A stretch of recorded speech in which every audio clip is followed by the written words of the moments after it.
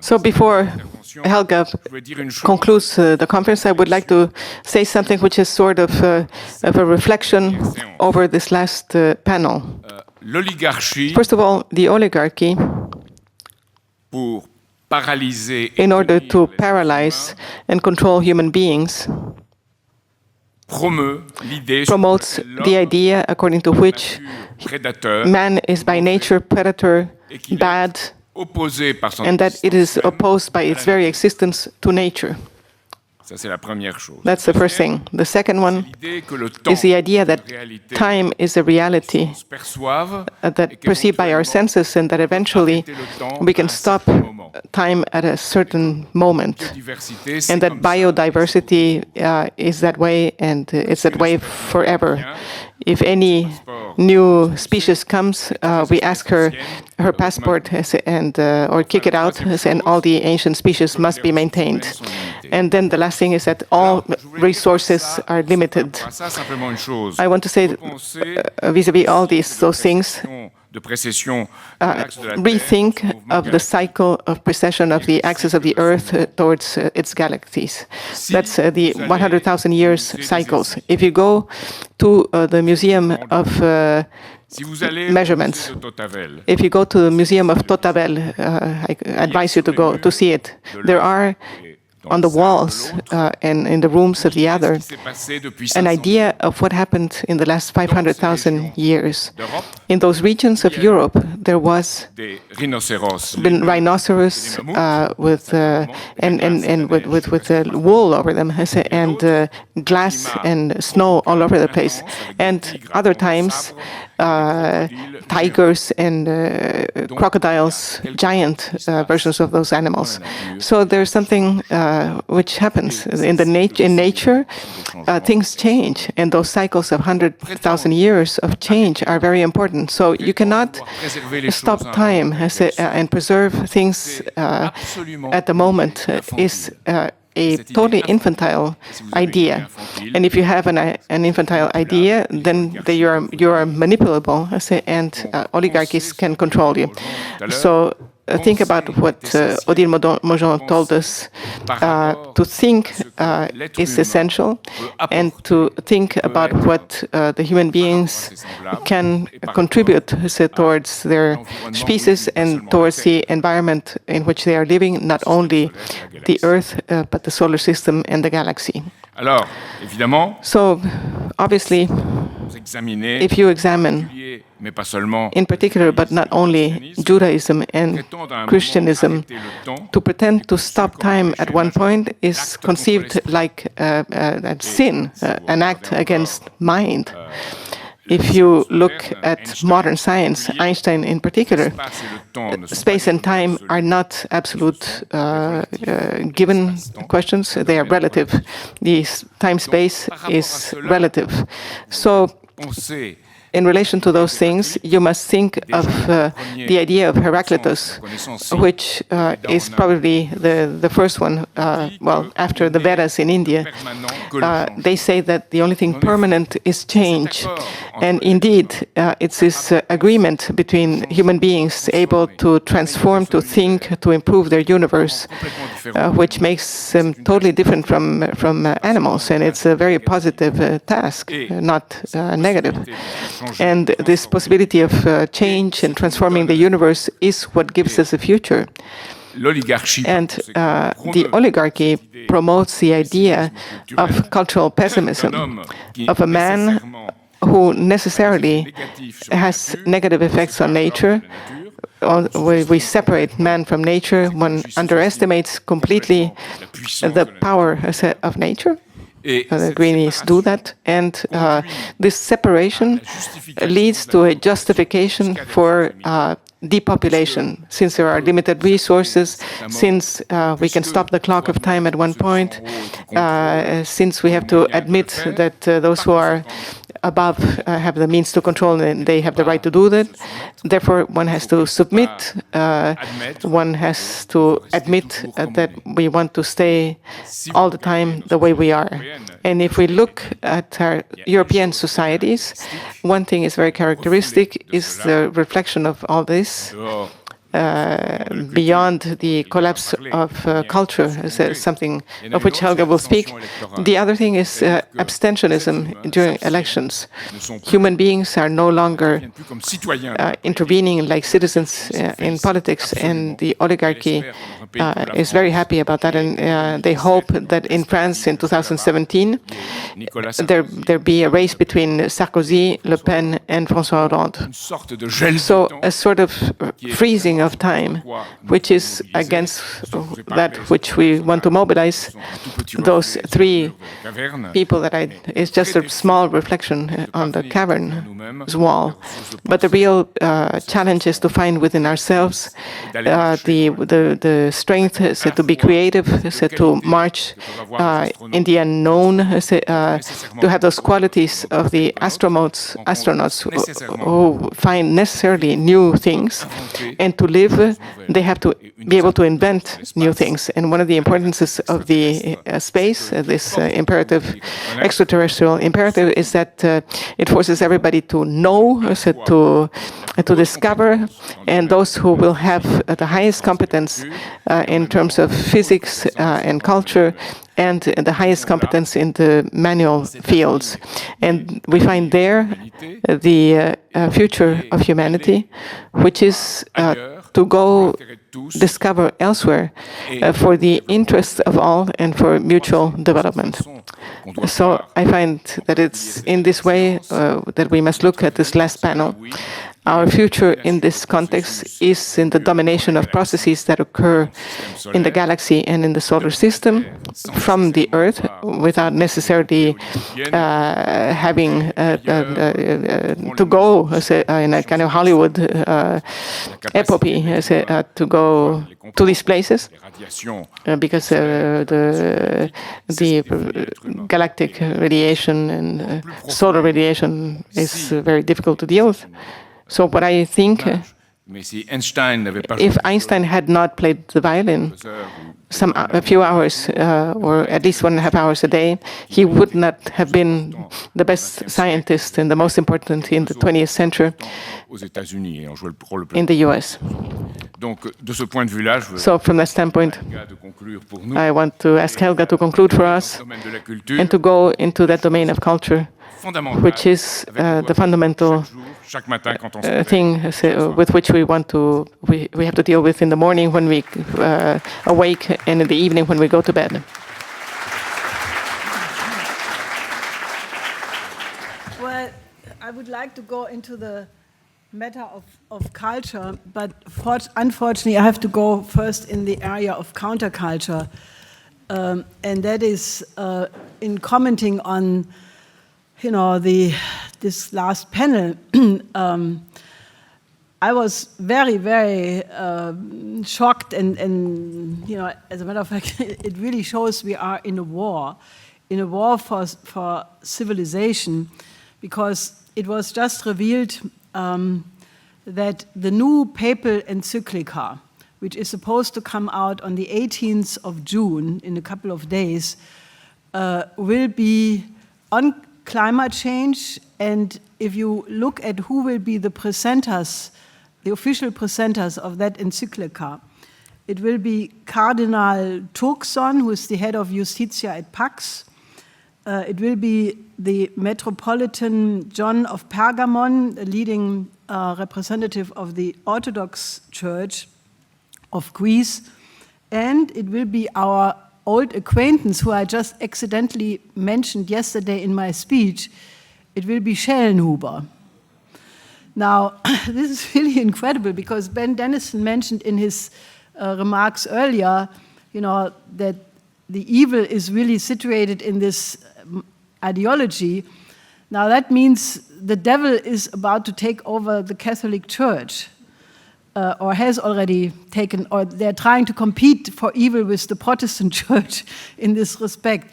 Now, that is a declaration of war, because they have said that they want to influence two major conferences. One is the International Conference on Financing for Development, which will take place in Addis Ababa, which means they want to completely influence that conference, that only sustainable technology, only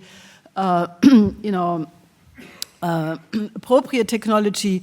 And you have to understand that our fight against that goes back 40 years or more, because we had a positive conception. I mean, I joined this organization because when I went on this trip in 1971 on a cargo ship which brought me to Africa, in parts of Asia, to Malaysia, Thailand, China, in the middle of the Cultural Revolution, but also I could spend a couple of days in some cities in Africa, and I spent some longer time in China.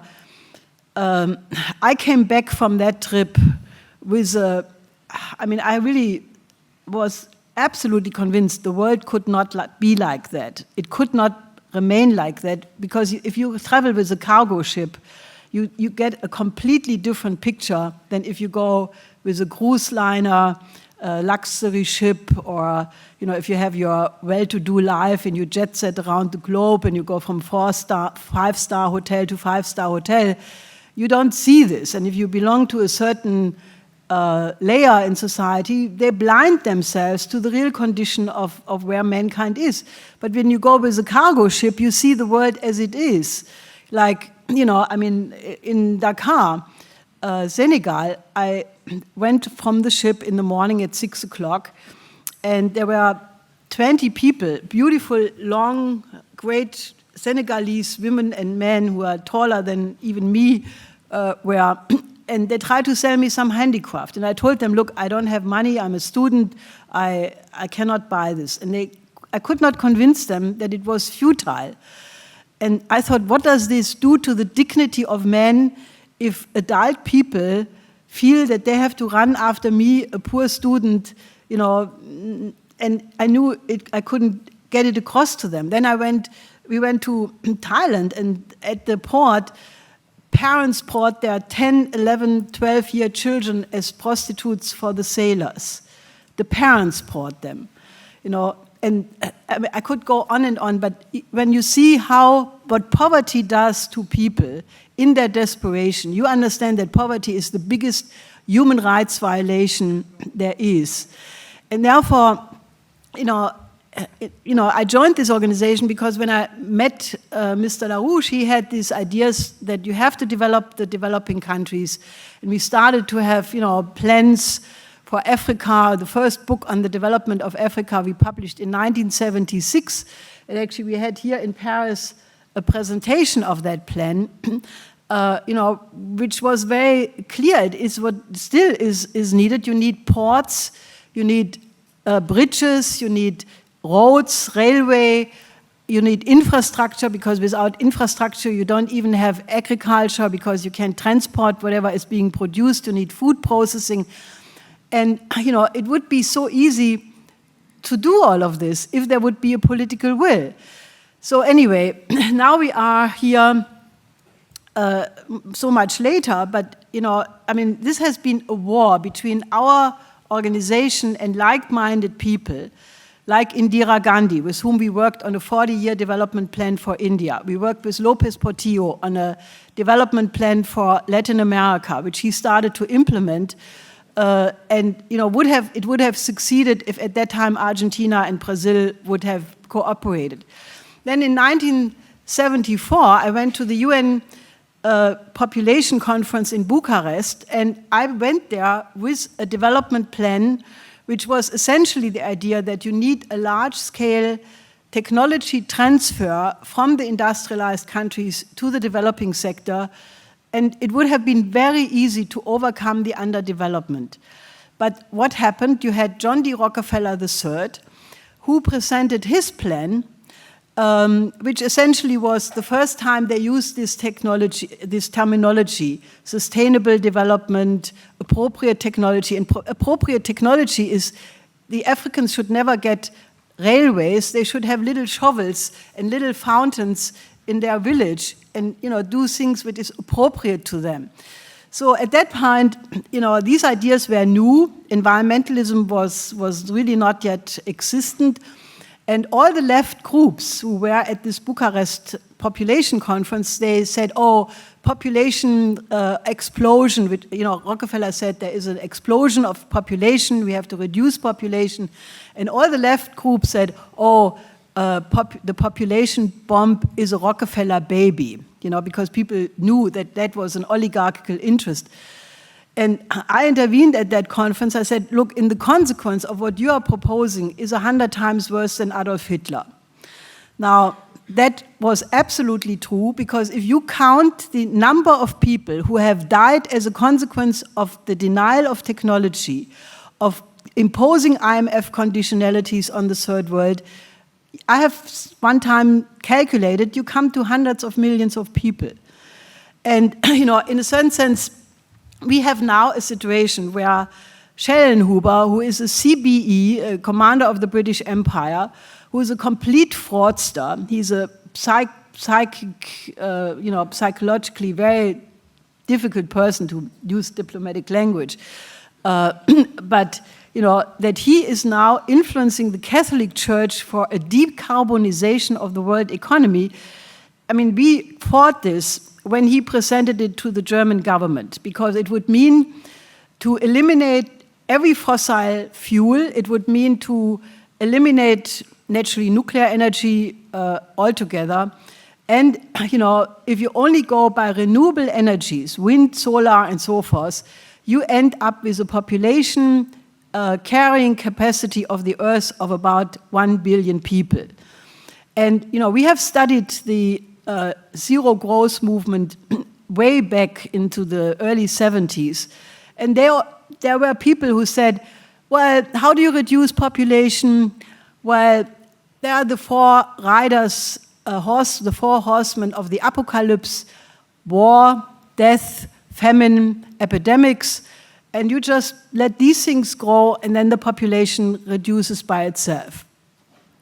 Now, if they succeed to impose that into the Paris Climate Conference, which I don't think will happen, but there will be a massive attempt to do that, it would be tantamount to really turn these institutions into genocidalist institutions, and we really have to fight against that with all possible means, because this is a form of Nazism or fascism. It's eco-fascism, or I don't know how you call it, but it's really that. And so I think that we have to really mobilize in all countries around the world to block that. And I think the panel this afternoon gave us excellent ammunition. These are fraudsters. They are the kinds of scientists. I don't know if you remember this old record, where you had a little dog and a gramophone, and they sing the song of who feeds them. These are not scientists. These are people who, this goes back to how they try to destroy the influence of Leibniz in the Berlin Academy.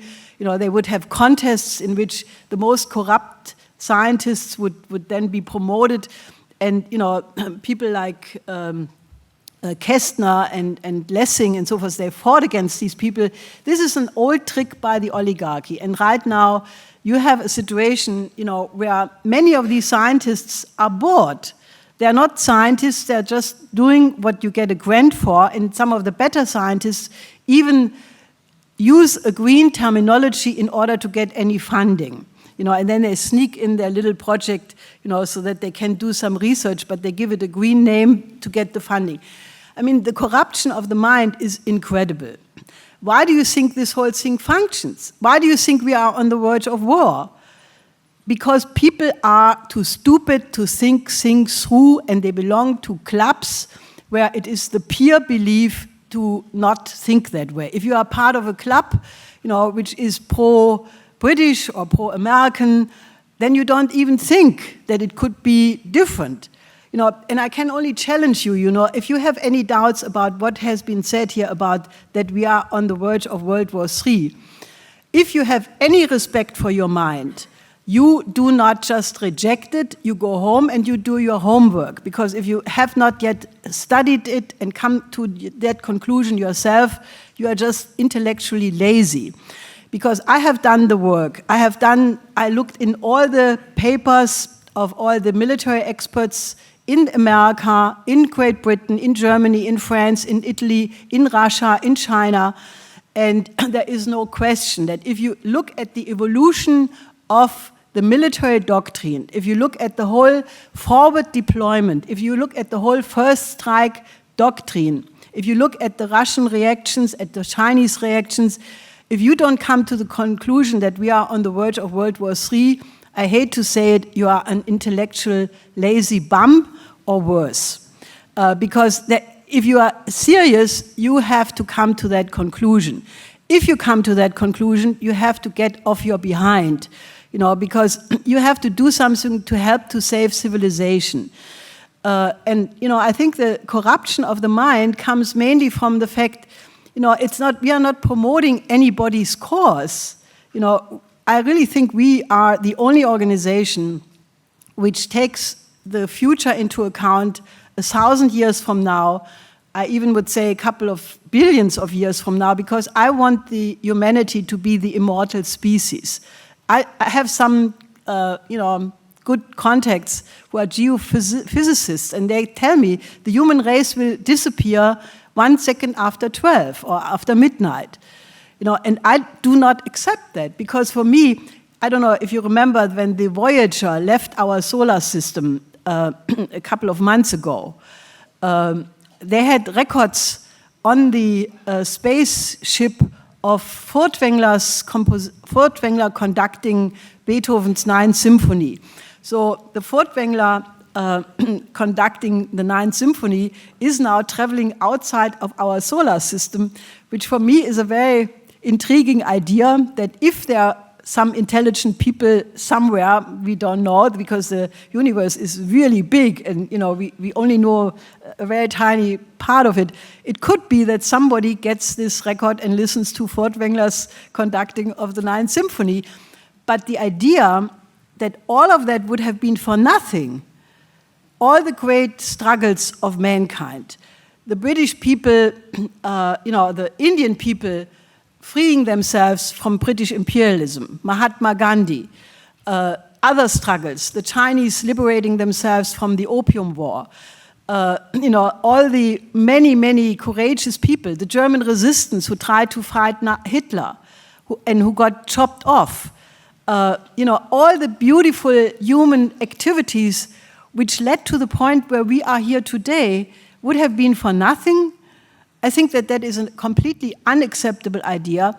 And in the same spirit, like Schiller wrote his Universal History, or why we should study Universal History, I think that we should have a gratitude to the rich donations from previous generations and organize our life in such a way that we give it more rich to the future generations. And, I think that this is really something I want to put into your heart and into your mind. Don't think narrow, because it is the narrowness of the mind which has led to 2 world wars. And we have set out explicitly with the idea that we must overcome geopolitical thinking, because geopolitics has led 2 times to a world war in the 20th century. And because of the existence of thermonuclear weapons, if we don't get over geopolitics right now, the danger is that we will extinct ourselves. And why did I mention yesterday in my remarks the difference between ratio and intellect? And I really want you to think about it, because most people, they think, it's my Menschenverstand, my common sense, I know everything myself, I'm a learned man, I have studied, I have titles of all kinds, But people are not self-conscious. What happens if they are thinking on the level of ratio, which is, you think in terms of contradictions. You think that my interest is against that interest, that, I have this interest against the other person's. And what's the difference if you think about on the level of reason, or as Cusanus calls it, the level of intellect? Then you think on the level of the coincidentia oppositorum, the coincidence of opposites, which is an idea to look through, or you look on the level where the contradictions no longer exist. And in the philosophy of the Platonic humanist tradition of Europe, it's the idea that the one has a higher order and a higher power than the many. And you have to think in this way, because as long as you remain on the level of contradictions, you can't solve any problem. I mean, that was the great achievement of the Peace of Westphalia, because they recognized that 150 years of religious war in Europe, if they would have continued, nobody would have been left, because in some areas of Europe, there were 2/3 of humanity already destroyed. So they came to the conclusion that a higher principle had to be found, the idea of the interest of the other, that a permanent peace can only be built on the interest of the other. And that is a method of thinking which you can apply to every field. You will not make a new discovery in science if you can't hypothesize what is the necessary step in the unknown. His scientific discovery is not that somebody has a bright idea and then you discover something. No, it is the accumulation of knowledge, of Geistesmassen. More Geistesmassen resonate, and then out of that you know what is the necessary next step of discovery. Like why, for example, thermonuclear fusion is one of the absolute necessary next steps, because it leads to a higher energy flux density, which is important for the continued existence of mankind. In the same way, you cannot make a great composition in classical music if you throw out all the laws of the composition. Then you end up with atonal music or with 12-tone music, and you end up with ugliness. You have to go through the late string quartets of Beethoven, through the beautiful symphonies, through Brahms, through Schubert, through the beautiful songs of Schubert, and all the high points of classical music, and then define what is the next step of the composition. You have to respect the rules and enlarge the rules in a lawful way. And in that sense, I think that mankind has reached a point where I don't think we will get out of this mess, and we have a mess. If you don't think that we are at a civilizational breakdown crisis, wake up. I mean, look, for example, some countries have young people, like Modi. Modi said the reason why India has such a beautiful future is because they have so many young people. And if these young people get educated, they will be the biggest export possibility, because there are countries which have demographical crises, like Germany, Italy. These countries will vanish without the Indians in the future, because people don't procreate anymore. I don't know, you have too many marriages of all kinds of forms which don't procreate, so sooner or later they will stop to exist. So fortunately we have the Indians to help the Germans to survive. But Modi said, if we educate these young people, then they are the potential of the future. And that is really how we have to think. Because, in a certain sense, the civilizational crisis is not just that we are on the verge of World War III, that, we have a refugee crisis which is heartbreaking. If you look at these pictures in the Mediterranean, I mean, I think this is the bankruptcy declaration of the EU. Because this is just the worst of the worst behavior. Instead of developing Africa, they shoot on the boats. What is that? What is the self-image of the EU?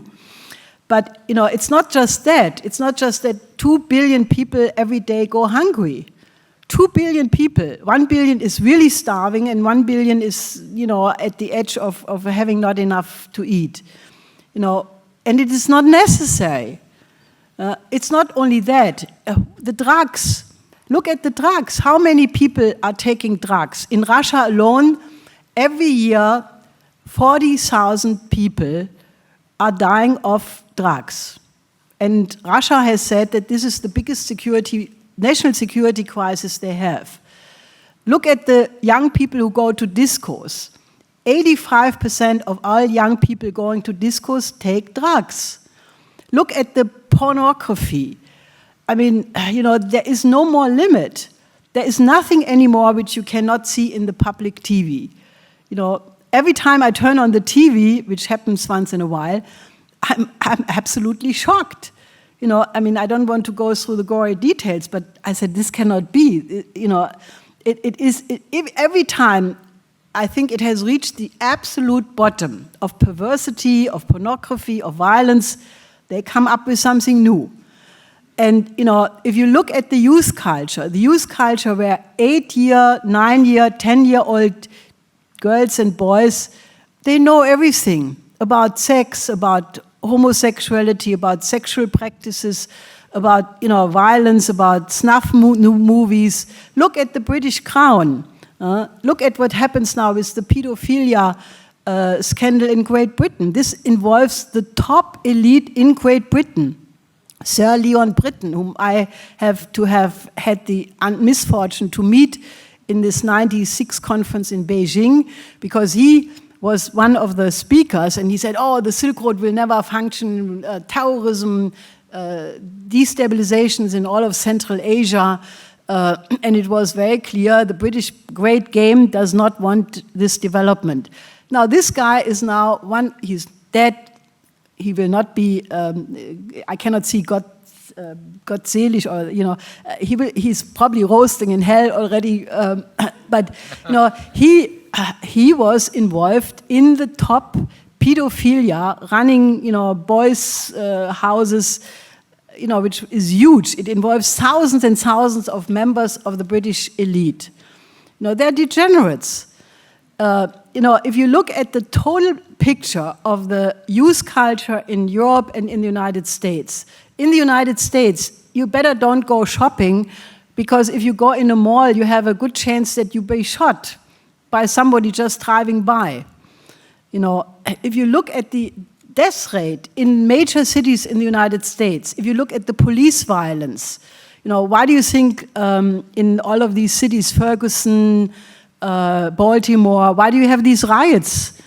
Because the police in the United States has been militarized. They get the heavy weapons from the army to use against the own population. And, if there is a collapse of the financial system, I think that the United States will explode in a civil war, because you have these weapons everywhere.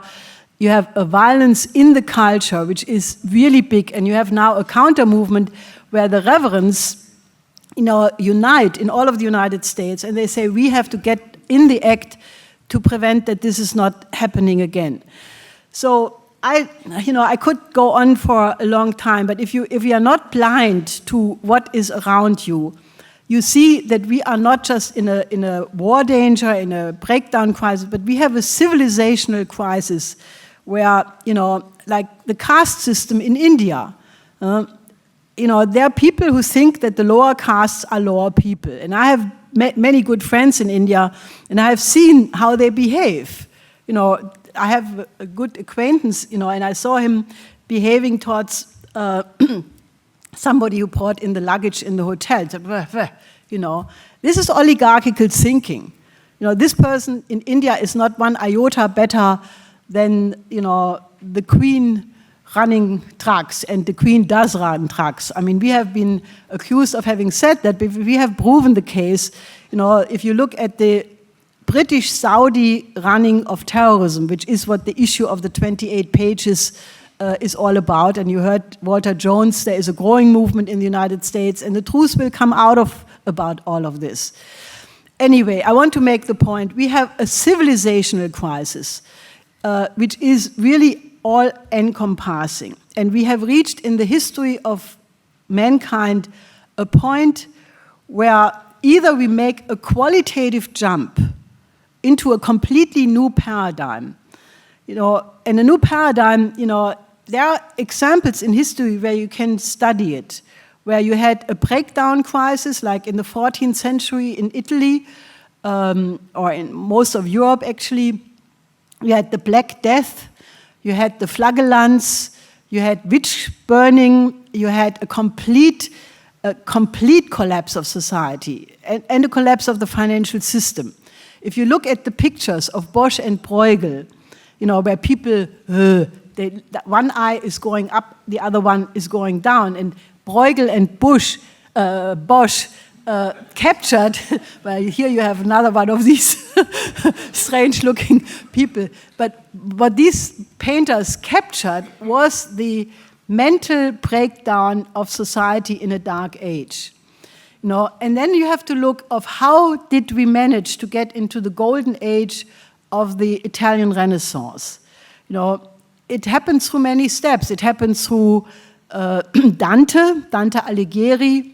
It happened through Petrarca and a whole movement of humanists who started to collect handwritings of great thinkers of the past. And then you had the courageous fight of Jeanne d'Arc, which, you know, together with Louis XI, transformed France. The living standard of the French population doubled in 20 years during the reign of Louis XI. And then you had especially Nicolaus of Cusa and, you know, the people he influenced. And he was consciously saying we need a completely new thinking. And he attacked the scholastics, he attacked the peripatetics, the Aristotelians who had dominated all the universities of Europe at that time. And he developed a new method of thinking. What was the basis of the modern nation state? What was the basis of modern science? Kepler could not have done what he did without Cusa, and he always talked about the divine Cusanus. Vernadsky talked about the great stepping stone of Kusansky. Unfortunately, Vernadsky is much more known in Russia than in Europe, because this is a very good capital which Russia is using or has used. So we need a break like that. We need to have a completely new thinking, not defined from the present conflicts among nations, among ethnic conflicts, geographical conflicts, all of that, but we have to define mankind as one and think, how do we survive as a human species in the future? And if you start to define everything from that standpoint, every conflict can be solved.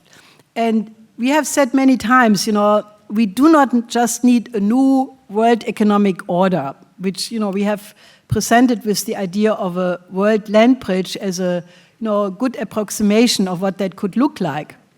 But we need a cultural renaissance, because this degenerate culture has to go.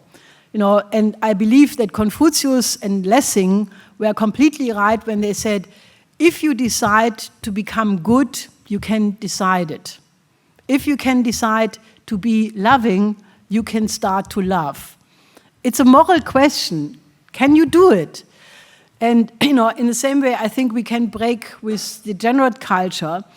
And I think that if each country develops their own high culture, like Germany should obviously revive the German classical period, the music from Bach, Mozart, Haydn, Schubert, Schumann, Beethoven, Brahms, even some songs of Hugo Wolf I want to put into this. And I got even my husband to agree with me. And naturally, Schiller and other great poets. In France, you have to revive the École Polytechnique. You have to become, again, a science driver society in the tradition of de Gaulle's thinking of France having a mission.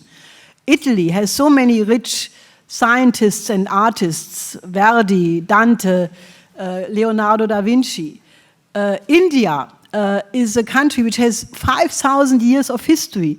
You have to revive the Vedic writings, the Gupta period of drama, the Indian Renaissance of the late 19th to mid-20th century, where you had so many beautiful poets and thinkers, Tagore, Sri Aurobindo, and Vivekananda, and many others. China is on the best way with Confucius. The United States is struggling right now to revive the better part of its history, because the United States is not a monolithic monster or a superpower you have to be a slave to or just like because they are the most powerful. No, the United States has two fundamentally different traditions. You know, we just had a conference in New York last weekend where the thesis was, or the historical research was presented, that the real making of America was the overcoming of slavery. You know, it was really the question, you know, which of the founding fathers would be the dominant? Was it the ones who would fight slavery, or was it the, you know, compromisers who were really influenced by the British Empire? And the British Empire never agreed to have lost the greatest colony or the most important colony from their standpoint. So they tried to subvert it, first through wars, the wars of 1812. The British were allied with the Confederacy. You know, the plantation owners, they financed the Confederacy. Then they realized they cannot regain America through military means, and they started then other means like the Round Table and Lord Milner and others, the kindergarten. And the idea was that you have to convince the American establishment to run the world as an empire based on the British Empire. And that's the problem with the Bushes and the Obamas, because that is their philosophy right now. But there is another America, the America of Benjamin Franklin, of Alexander Hamilton, of John Quincy Adams, of Lincoln, of McKinley, of Franklin D. Roosevelt, of John F. Kennedy. And, you know, we are right now very, very far advanced to regain that America. You know, and it's my deepest conviction that without that, there will be no solution to the world's problems. And fortunately, you know, you have right now a growing movement of Democrats and even a couple of Republicans, like you saw in the person of Walter Jones. You know, you have Republicans who are absolutely decent human beings. As a matter of fact, I wish we had in Germany only one parliamentarian like Walter Jones. You know, because he's an integer man. He's a complete devoted to his constituency, and you know, there's not one wrong bone in him. You know, and you have others like that. So, you know, America must become a republic again. It must have a foreign policy like John Quincy Adams, who said, you know, we have to have an alliance of perfectly sovereign republics. And that is what has to be, and then there is no problem in the world, because with that everybody will be happy. So, you know, I could probably find in every nation the glorious period, but you know it all yourself. And we have to get to the high points of each nation and each culture, and we have to revive that. And then out of that, we will create a new renaissance. You know, and it will be like other renaissances, that you will revive what was beautiful in the past, but then that will be the nourishment to create something even more beautiful for the future. So I think that that is the task we have immediately ahead of us.